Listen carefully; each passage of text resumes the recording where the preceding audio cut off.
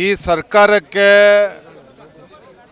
ಮಾನ ಮರ್ಯಾದೆ ಇದ್ದಿದ್ರೆ ನಿನ್ನೆ ದಿನನೇ ಯಾರೋ ಪಾಕಿಸ್ತಾನ್ ಜಿಂದಾಬಾದ್ ಅಂಥೇಳಿ ಘೋಷಣೆಗೆ ಹೋಗಿದ್ನೋ ಅಲ್ಲೇ ಒದ್ದು ಅಲ್ಲೇ ಸ್ಟೇಷನ್ ಒಳಗೆ ತಗೋಬೇಕಿತ್ತು. ಅಷ್ಟೊಂದು CCTV ಕ್ಯಾಮ್ರಾ ಇದೆ, ಯಾರು ಕೂಗಿದ್ದಾರೆ ಎಲ್ಲ TV ದೃಶ್ಯ ಮಾಧ್ಯಮಗಳು ತೋರಿಸಿದ್ದಾರೆ.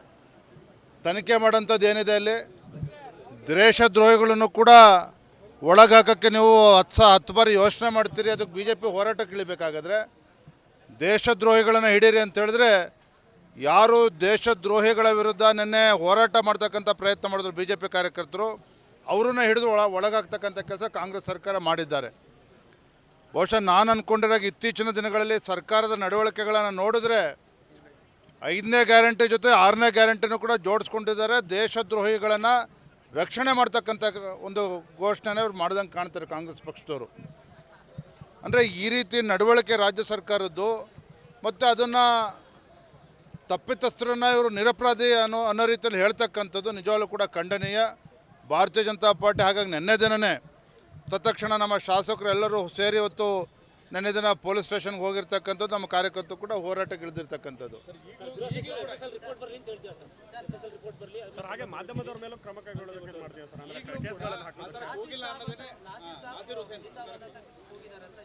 ನಿನ್ನೆ ನಾಸಿರ್ ಹುಸೇನ್ ಅವರ ನಡವಳಿಕೆಯನ್ನು ಕೂಡ ಗಮನಿಸ್ತಾ ಇದ್ದಾರೆ, ಇಡೀ ರಾಜ್ಯದ ಜನ ಗಮನಿಸ್ತಾ ಇದ್ದಾರೆ.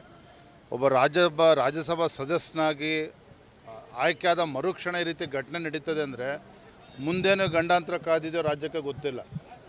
ಒಟ್ಟಾರೆಯಾಗಿ ಹೇಳೋದಾದರೆ ಕಾಂಗ್ರೆಸ್ ಸರ್ಕಾರ ಬಂದಾಗಿನಿಂದ ಈ ರೀತಿ ದೇಶದ್ರೋಹಿಗಳಿಗೆ ಬೆಂಬಲವನ್ನು ನೀಡ್ತಾ ಇರ್ತಕ್ಕಂಥದ್ದು, ಮತ್ತೊಂದು ಕಡೆ ಉಪಮುಖ್ಯಮಂತ್ರಿಗಳು ಒಂದು ರೀತಿ ಅವರಿಗೆ ಕ್ಲೀನ್ ಚಿಟ್ಟನ್ನು ನೀಡ್ತಕ್ಕಂಥದ್ದು, ಗೃಹ ಸಚಿವರೇ ಏನೋ ನಡೆದೇ ಇಲ್ಲ ಅನ್ನೋ ರೀತಿಯಲ್ಲಿ ವರ್ತಿಸ್ತಕ್ಕಂಥದ್ದು ನಿಜವಾಗ್ಲೂ ಕೂಡ ಇದು ಖಂಡನೀಯ. ಇದು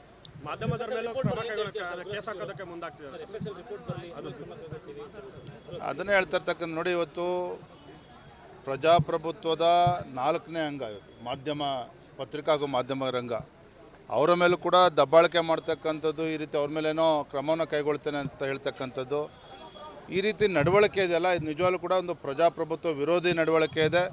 ನಿಜವಾಗ್ಲೂ ಕೂಡ ಈ ಸರ್ಕಾರ ಯಾವ ಮಟ್ಟಕ್ಕೂ ಕೂಡ ಇಳಿತದೆ ಅಂತಕ್ಕಂಥದ್ದನ್ನು ಪದೇ ಇವತ್ತು ತೋರಿಸ್ತಾ ಇರ್ತಕ್ಕಂಥದ್ದು.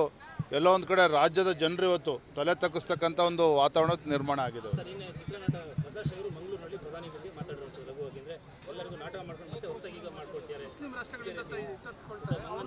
ಯಾರೋ ಅಯೋಗ್ಯರು ಮಾತನಾಡ್ತಾರೆ ಅಂತೇಳಿ ಅವರು ಎಲ್ಲರೂ ಕೂಡ ಉತ್ತರ ಕೊಡ್ತಕ್ಕಂಥ ಅವಶ್ಯಕತೆ ಇಲ್ಲ. ಇವತ್ತು ನರೇಂದ್ರ ಮೋದಿಜಿಯವರು ಇಡೀ ದೇಶದಲ್ಲಿ ಎಲ್ಲ ಸಮಾಜ, ಎಲ್ಲ ವರ್ಗದ ಜನ ಒಪ್ಕೊಂಡಿದ್ದಾರೆ, ಎಲ್ಲರೂ ಕೂಡ ಒಪ್ಕೊಂಡಿದ್ದಾರೆ. ದೇಶದ ಭವಿಷ್ಯದ ದೃಷ್ಟಿಯಿಂದ ಮತ್ತೊಮ್ಮೆ ಪ್ರಧಾನಮಂತ್ರಿ ಆಗಬೇಕು ಅಂತೇಳಿ ಈಗಾಗಲೇ ತೀರ್ಮಾನವನ್ನೇ ಮಾಡಿದ್ದಾರೆ.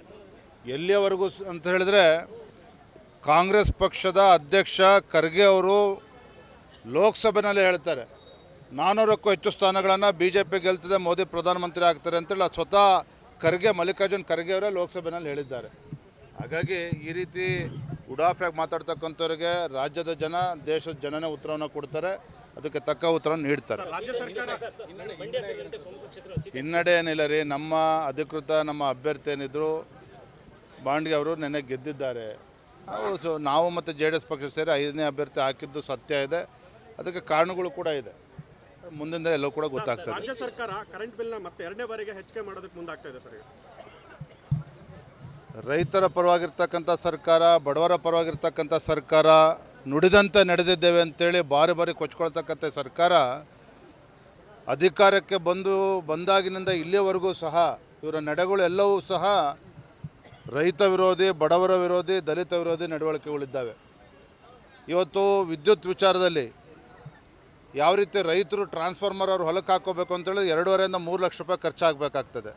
BJP ಸರ್ಕಾರದಾಗ 25,000 ರೂಪಾಯಿ ಕಟ್ಟಿದ್ರೆ ಸಾಕಿತ್ತು, ರೈತರು ಹೊಲಕ್ಕೆ ಇವತ್ತು ಟ್ರಾನ್ಸ್ಫಾರ್ಮರ್ ಬಂದು ಅಧಿಕಾರಿಗಳು ಹಾಕ್ತಾಯಿದ್ರು, ಅದನ್ನು 3 ಲಕ್ಷ ರೂಪಾಯಿ ಆಗಿದೆ. ವಿದ್ಯುತ್ ವಿಚಾರದಲ್ಲಿ ಒಂದು ಕಡೆ ಉಚಿತ ವಿದ್ಯುತ್ ಅಂತ ಹೇಳ್ತಾರೆ, ಪದೇ ಇವತ್ತು ವಿದ್ಯುತ್ ದರ ಜಾಸ್ತಿ ಆಗ್ತಾ ಇರ್ತಕ್ಕಂಥದ್ದು. ಮತ್ತೊಂದು ಕಡೆ ಉಚಿತ ವಿದ್ಯುತ್ ಅಂತ ಹೇಳ್ತಾರೆ, ಆ ಬಡವ ಇವತ್ತು ಸೈಕಲ್ ಶಾಪು, ಹಿಟ್ಟಿನ ಗಿರಣಿ ಅಂಗಡಿ ನಡೆಸ್ತಾನೋ 500 ರೂಪಾಯಿ 1000 ರೂಪಾಯಿ ಬಿಲ್ ಬರ್ತಾ ಇದ್ದಿದ್ದು, ಅದೇ ಅವರಿಗೆ ಇವತ್ತು 2,000 ರೂಪಾಯಿ 3,000 ರೂಪಾಯಿ ಬಿಲ್ ಬರ್ತಾಯಿದೆ. ಅಂದರೆ ಒಂದು ಕೈಯಿಂದ ಕೊಡ್ತಕ್ಕಂಥದ್ದು ಮತ್ತೊಂದು ಕೈಯಿಂದ ಕಿತ್ಕೊಳ್ತಕ್ಕಂಥ ನಡವಳಿಕೆ ಏನಿದೆ, ರಾಜ್ಯದ ಜನರನ್ನು ಮೂರ್ಖರನ್ನಾಗಿ ಮಾಡ್ತಕ್ಕಂಥ ಪ್ರಯತ್ನ ಮಾಡ್ತಾ ಇದ್ದಾರೆ ಕಾಂಗ್ರೆಸ್ ಸರ್ಕಾರ. ಇದು ಅದನ್ನು ರಾಜ್ಯದ ಜನರ ಮುಂದೆ ಇವರ ನಡವಳಿಕೆನ ಬಿಚ್ಚಿಡ್ತೇವೆ. ಇವರ ಮತ್ತೊಂದು ಮುಖವನ್ನು ಏನು ಅಂತೇಳಿ ಇವರ ಬಣ್ಣವನ್ನು ಬಯಲು ಮಾಡ್ತೇವೆ. ನಾವೇನು ಇದರಿಂದ ಆತಂಕ ಏನಾಗಿಲ್ಲ. ಇವ್ರ ನಡವಳಿಕೆ ನಿರೀಕ್ಷೆ ಮಾಡಿದ್ವಿ.